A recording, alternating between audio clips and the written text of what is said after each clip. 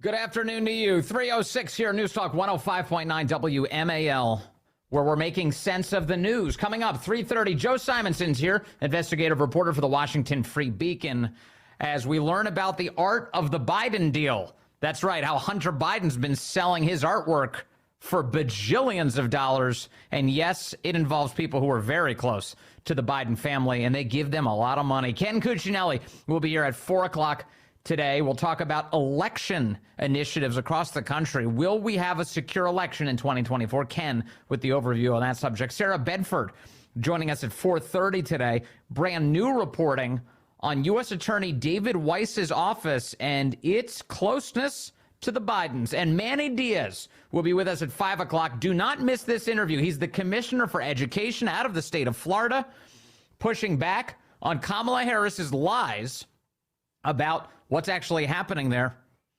A lot to get to. And you can join us, as always, at 888-630-9625, 888-630-WMAL. I am so grateful to be back with you today. I took the day off yesterday to attend. I've had a lot of funerals this year, I have to say, and that's a sad thing, but it was my grandmother's funeral, passing away at the age of 90. My dad's mother, we sent her off, and I won't spend a tremendous amount of time on this subject, but I will say at the outset that that's where I was yesterday. I'm grateful for Krista Gall for being here. I flew out to Indianapolis for that and got together with my massive extended family, all of whom owe that woman, Mildred Coglianese, a great debt of gratitude for their existence. She has 9 children, 30 grandchildren, 36 great-grandchildren, and almost every single one of them was in attendance yesterday, and all of their spouses and loved ones for a funeral to send her off. She almost died last year. She was 90 years old. She almost died last year, and she was disappointed that she didn't. She was so excited to meet Jesus and thought that it was coming, but no, God had other plans for her, wanted to keep her around a little bit longer. And that time she prayed for all of us. And so a beautiful send-off for her yesterday as the family got together. And again, I'm grateful to you to put up with my absence as it comes every so often. And I'm always grateful for your listenership. So thank you for that. I know that whatever success and luck I've had in life, her prayers have been a big energizer behind that.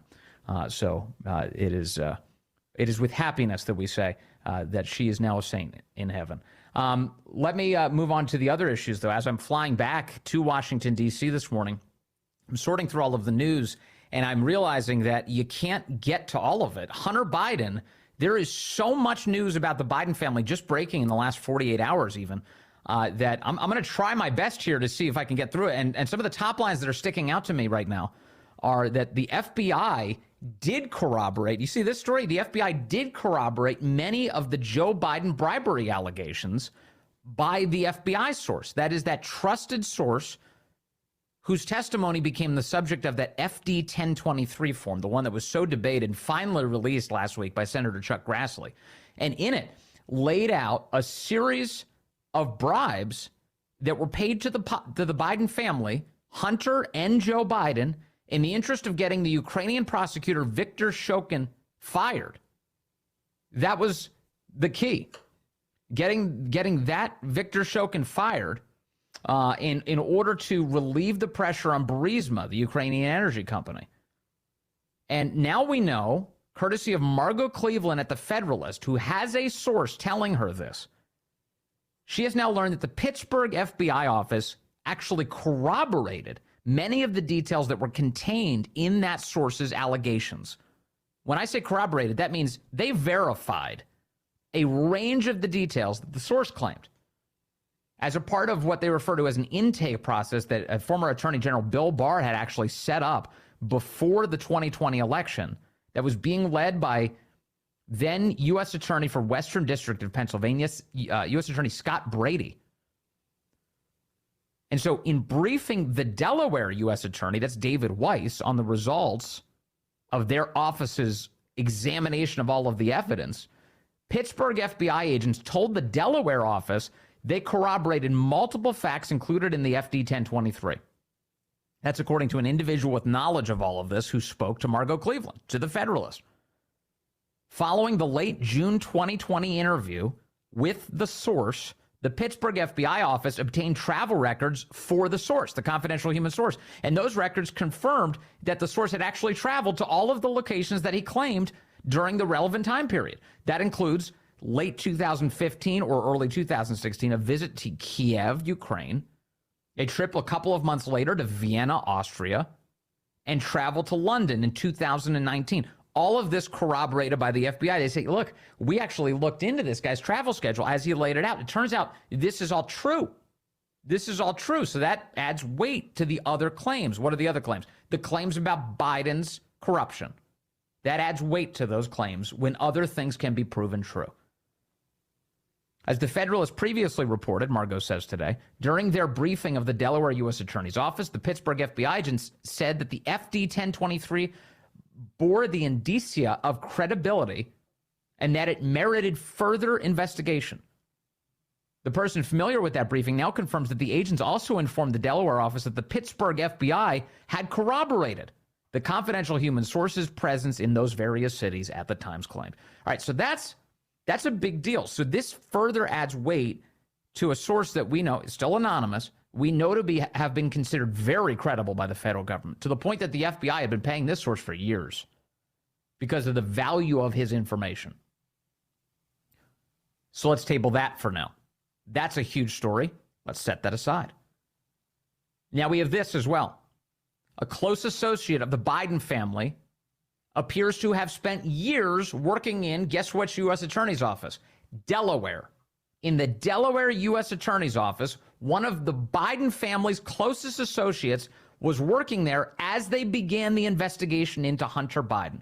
That is the reporting today of Sarah Bedford, who will join us today at 4:30.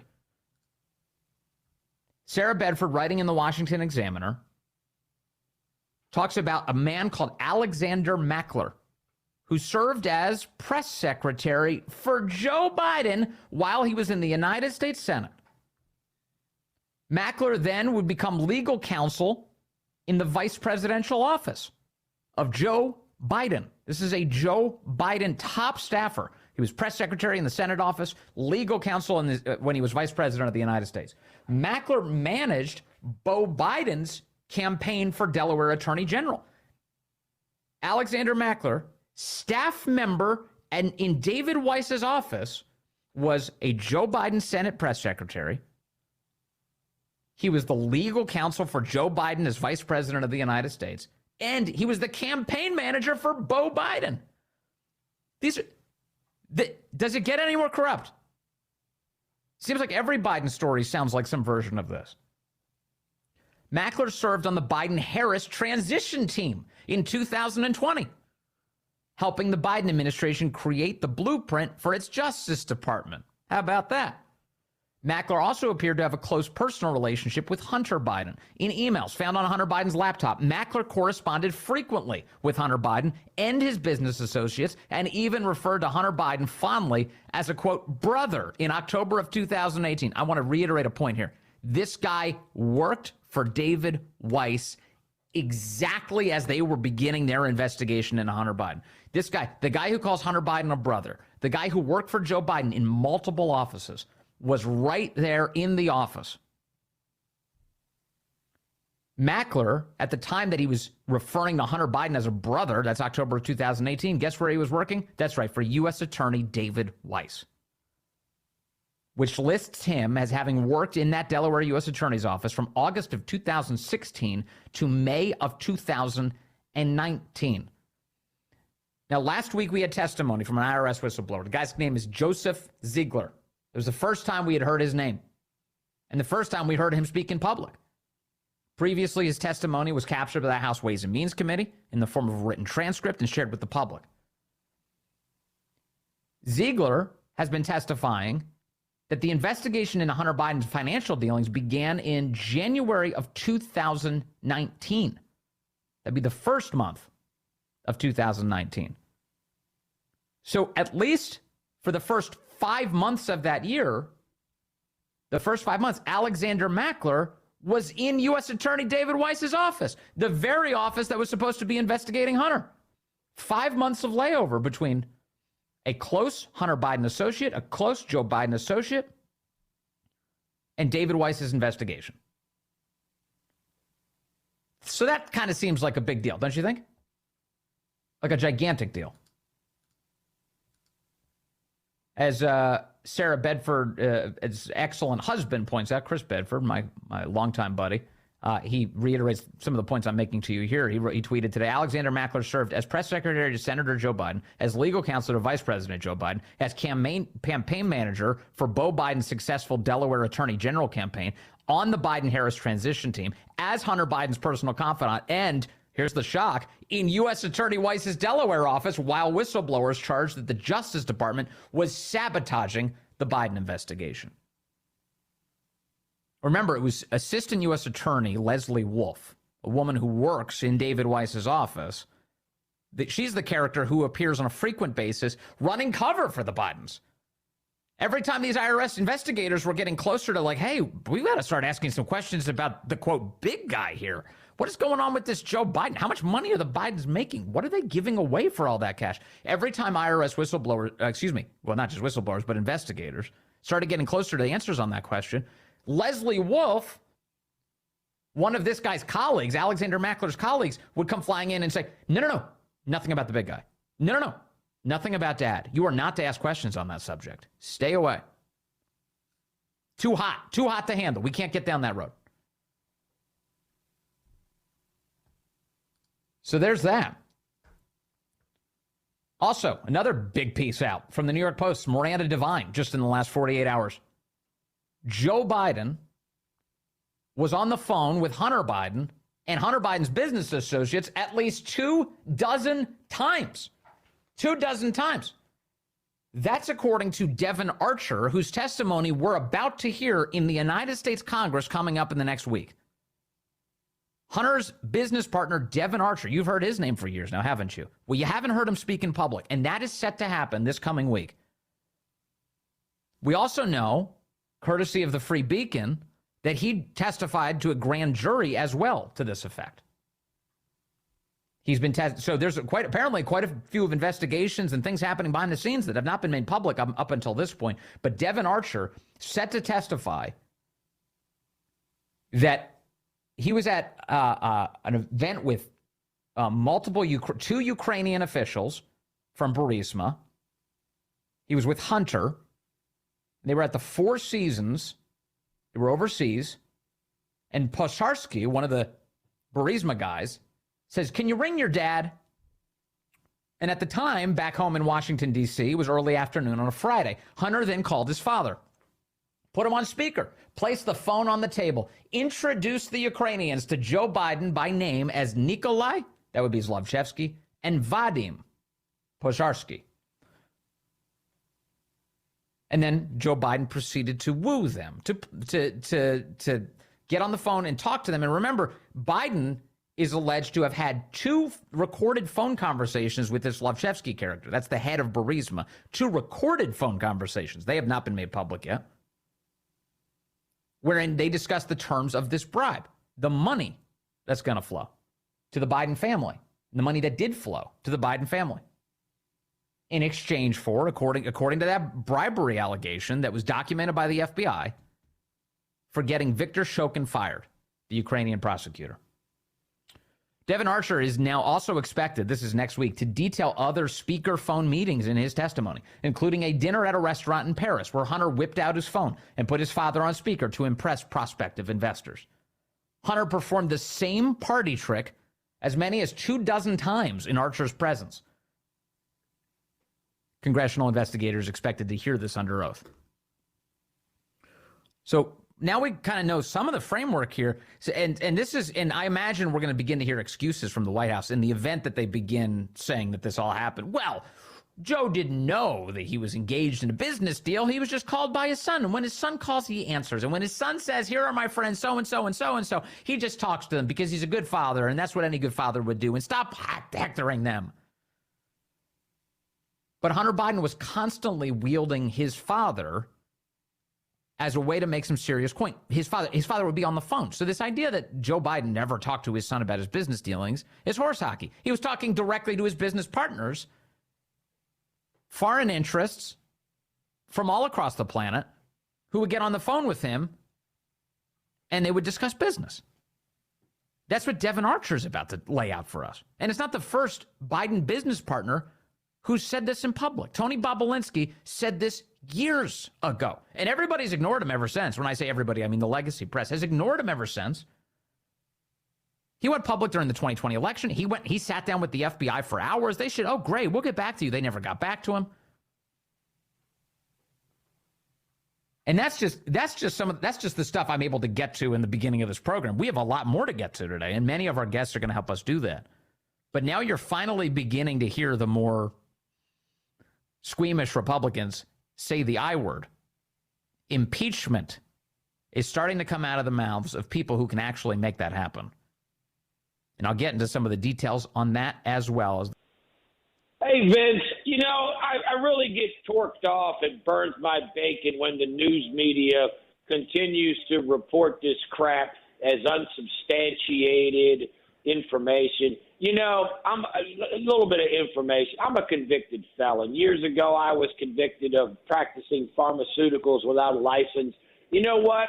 The government didn't have anywhere near the evidence that they have against Joe Biden and the Biden crime family against me. But you know what? I knew I did it. So I pled guilty and I did my damn time and I served my penance to my community. And I've changed my life and I'm an upstanding citizen, a taxpayer, and I work every day. And when this guy gets away with all of these lies and all of this stuff, bribery and stuff, it really burns me. I hate it. Yeah, well, you just didn't pay off the right people, Kevin. It turns out there's a different system for the Bidens than the rest of us, and we're all witness to it right now. Is it possible for things to turn around? We'll see. Like I said, impeachment now coming out of the mouths of some of the mainstream guys in Washington, D.C. Will it go anywhere? We'll discuss that. We'll tell you about all the latest headlines on that subject coming up. Also, Joe Simonson is here moments away on the art hustle, the famous money laundering scheme that is used by organized crime families. Turns out the Bidens do it too. Joe Simonson up next. Good afternoon to you. 3:35 here, News Talk 105.9 WMAL, where we're making sense of the news. Coming up, Ken Cuccinelli joins us at 4 o'clock. We'll talk about election integrity efforts across the country.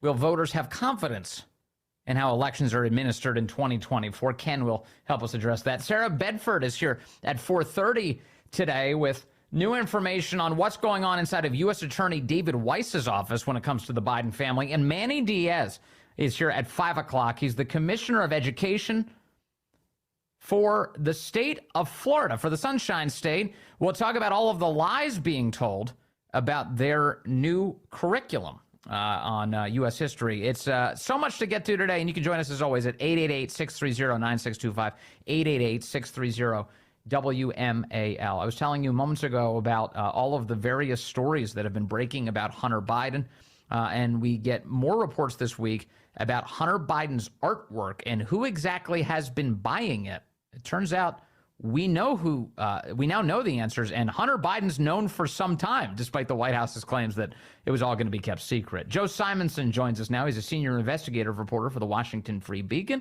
Joe, great to have you back with us, sir. Vince, how are you doing?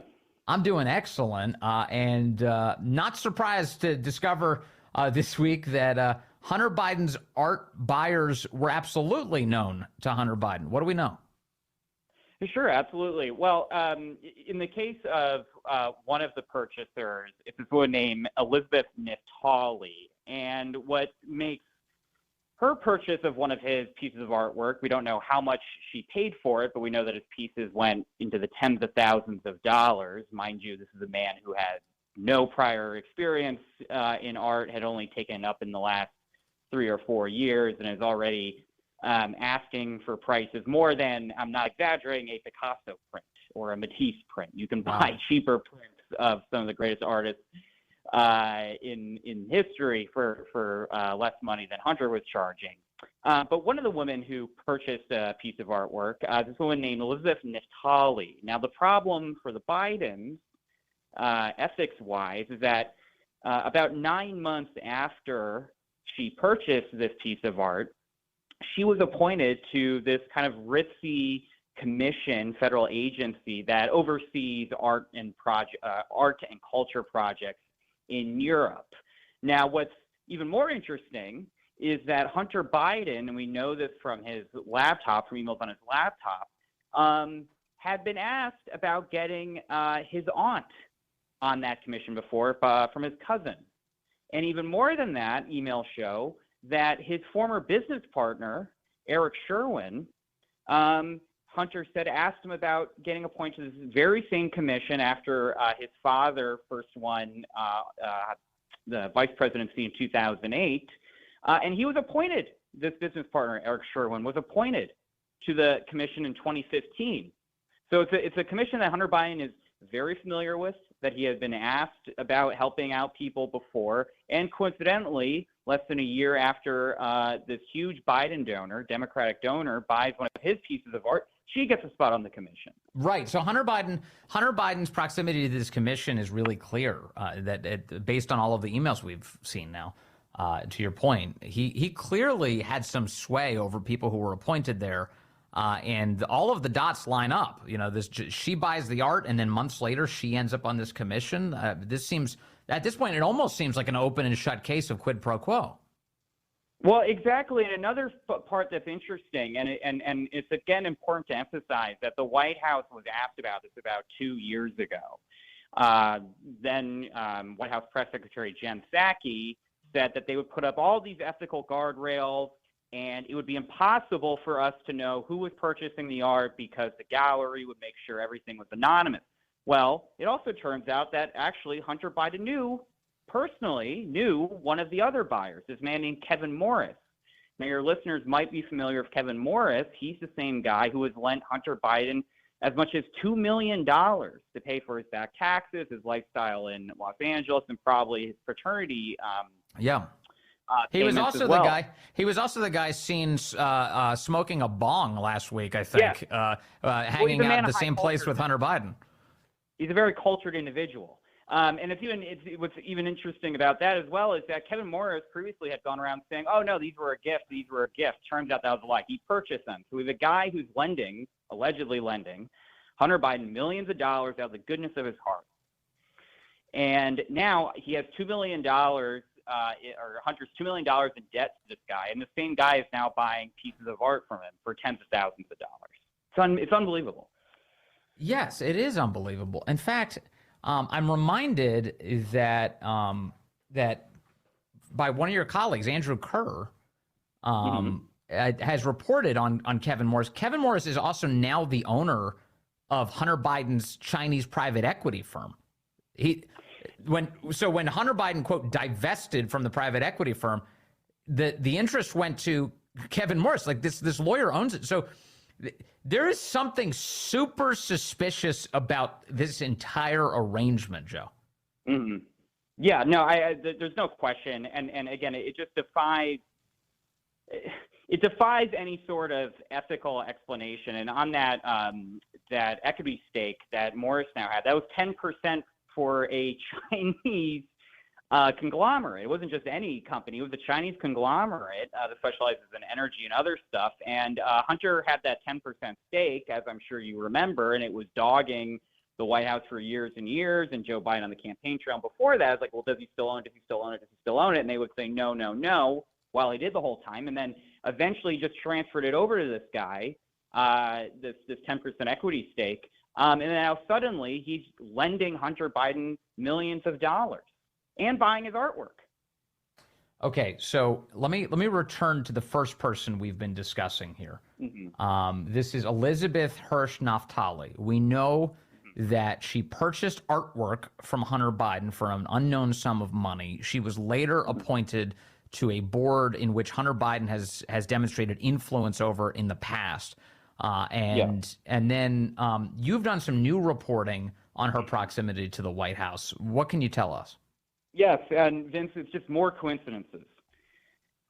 She had never been in the White House before that art show, before she purchased that art. Suddenly, since then, she's been to the White House, I believe, correct me if I'm right, I have it in front. I think we looked at the White House visitor logs 12 or 14 times. You said you write at least 13 times in your reporting today. Sure. Sure. So at least 13 times, that's just for the most up-to-date visitor logs. They come out very slowly. She has met with some of the most senior people in the White House. She had a one-on-one meeting with Neera Tanden, the senior policy advisor. She's been invited to groups, various private gatherings. And again, none of this happened before she purchased that piece of art. And she was already a Biden campaign donor, and she's already donated to the DNC. But it seems that the pivot point was after she gave money to Hunter Biden, after she enriched him, all of a sudden the doors were opening at the White House. Yes, and again, the commission she serves on is devoted to European cultural and heritage sites. The idea that she would have any business with someone like Neera Tanden, domestic policy advisors, again, it just doesn't add up.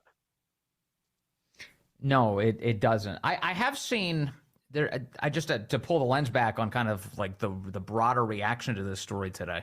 I've all of a sudden I'm seeing people like at the New York Times and NBC News beginning to tweet out your reporting today, which shocks me because that normally doesn't happen. Do you get just give me a sense of the vibe here? Do you think that the tide is turning against Biden among some of the legacy press? Well, I don't want to get ahead of myself. I mean, in the past several months, we've had really a tremendous amount of damning reports, investigations, testimony about the Biden family, about Hunter Biden, about how the Justice Department is being run. And for most of that time, it's been complete silence, and coverage has been relegated to, me and some of my, excellent colleagues. But one of the things that I think is sort of agitating the legacy press, and I'm sure you've covered it on your show, is the White House's line has subtly shifted on what Joe Biden's relationship is with Hunter. As I'm sure many of you recall, for years, the line was, I have never discussed any business with my son, Hunter. That was a lie when he said it. We knew it was a lie when he said it. But there's been so much more information coming out that it's very hard for reporters to ignore. Now the line from the White House is, the president has never been in business with Hunter Biden. And when you see the White House, I'm going to play it. I'm going to play it for you, Joe. This is what Karine Jean-Pierre was saying yesterday on this subject. Chairman James Comer today says that the Oversight Committee, has evidence that the president in the past communicated directly with foreign business associates of his son Hunter Biden many times. Curious if the White House and the president still stand behind his comment that he's never been involved and has never even spoken to his son about his business. So I've been asked this question a million times. The answer is not going to change. The answer remains the same. The president was never in business with his son. I just don't have anything else to add. Was never in business with his son. Now, I noticed the first time they used that line was somewhere in the vicinity of June 23rd. They began saying some version of this, and it was clear they've been workshopping it essentially for over the last month. But it is a clear, Joe, as you point out, goalpost shove from the actual questions around his prior position that he never just, quote, discussed business with his son. Right, yeah, and that's exactly right. And I found it interesting as well that Karine Jean-Pierre said, well, my position has never changed before. It's like, well, you quite literally changed.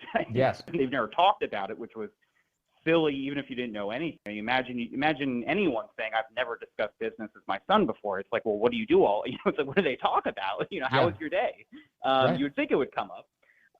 But now it's a very deliberate wording. And again, it is a change, despite what the White House is saying, is to being in business with his son. And that's very legalistic. And that could mean a lot of different things. Were they in an LLC together? No, I don't know. But, what does in business mean? And that's far more ambiguous than their previous position, that they had never discussed it before. Yeah, no question. And it's a sign that they know the dam is breaking and that they're going to have to be able to explain some very damning evidence that is coming out in the very near term. Devin Archer testifies next week before Congress. He is a Hunter Biden business partner, and he is ready to say in public that, according to Miranda Devine at the New York Post, that over 24 times Joe Biden got on the phone with Hunter Biden's foreign business partners in order to schmooze them and to settle up these deals. Clearly, the man is involved in Hunter Biden's business dealings, whether or not you want to say he was, quote, in business with his son. Right, I think that's exactly right. And, one of the things that Archer is expected to testify about is that Hunter Biden in business meetings would take out his phone and do what Archer called a party trick, which is say, hey, let me get my dad on the phone. And the dad would just kind of, you say, oh, here's my dad, like say hi to my dad. And Archer says it's happened on over a dozen occasions. And at a certain point, whether they were in business or not, the idea that Joe Biden didn't know what Hunter was doing, again, that it just doesn't pass the smell test. No, not at all. Joe Simonson, thank you as always for your excellent reporting and the excellent work broadly of the Washington Free Beacon. Thank you, sir. Good to talk to you today. Thank you, Vince. All right, and I want to, in a moment, I want to take you back to Tony Bobulinski in 2020 and play for you what he said at the time. Remember, it was just hours before a major presidential debate between Joe Biden and Donald Trump. Tony Bobulinski steps in front of a microphone for the first time. He would later do that big interview with Tucker Carlson ahead of the election. But it was that first moment where he was standing there kind of in a hotel lobby conference room, just laying out his allegations for the American public, reading off of a piece of paper. And I went back and I looked at it today. And he talked in some detail about Joe Biden and the way that all of these conversations were structured specifically to keep Joe Biden's name away from anything that even looked like he was, quote, in business with Hunter Biden. This was all thought out in advance because that's how you do a criminal conspiracy. You think it through. I think there are legitimate questions about where Hunter Biden was getting his money from. Clearly, he was only getting his money because his last name was Biden. But what's been missing is that definitive link to the president, to his father. And I think it's an interesting political question. You both are the political experts, but how does that play to open an impeachment inquiry and potentially impeach? CNN's Ellie Honig responding to the fact that Kevin McCarthy now flirting with an impeachment inquiry, saying, we still are missing that evidence against Joe specifically. That's what they're saying over on CNN. But if you go back to Tony Bobulinski, 2020, just hours before a major presidential debate, remember him laying out the details and how specifically Hunter and his business partners were looking to keep Joe Biden's involvement secret. He said that out loud. He said that out loud. He said that out loud. On May 13th, 2017, I received an email concerning allocation of equity, which says 10% held by H for the big guy. In that email, there's no question that H stands for Hunter, big guy for his father, Joe Biden, and Jim for Jim Biden. In fact, Hunter often referred to his father as the big guy or my chairman. On numerous occasions, it was made clear to me that Joe Biden's involvement was not to be mentioned in writing, but only face-to-face. In fact, I was advised by Gilliard and Walker that Hunter and Jim Biden were paranoid about keeping Joe Biden's involvement secret. I also had a disagreement with Hunter about the funds CFC was contributing to Sinohawk. Hunter wanted $5 million of those funds to go to himself and his family. So he wanted the funds wired directly to an entity affiliated with him. I objected because that was contrary to our written agreements concerning Sinohawk. He said, referring to the chairman, his father, that CFC was really investing in the Biden family, that he held the Trump card, and that he was the one putting his family legacy on the line. Yeah, so there he is, back in the day, back 2020. He said, all these guys told me, you've got to keep Joe's involvement secret. Put nothing in writing, they said. That's how you organize any criminal conspiracy. Only spoken. That's the only time we reference this. And we don't call him Joe. We call him the big guy or the chairman. That was Tony Bobulinski years ago. What about his credibility here? Has it ever been shown to be wanting? No. In fact, with each passing headline, he looks more and more credible every day. Where is Tony Bobulinski? We're hearing from Devin Archer next week. It's time to hear from Bobulinski again. Sworn testimony in front of Congress. Let's get it going, guys. More on impeachment coming up as Kevin McCarthy begins mouthing the words. And we'll also be joined by Ken Cuccinelli just minutes away. Will people have confidence in the 2024 election? He's been working on that. We'll find out the details with him.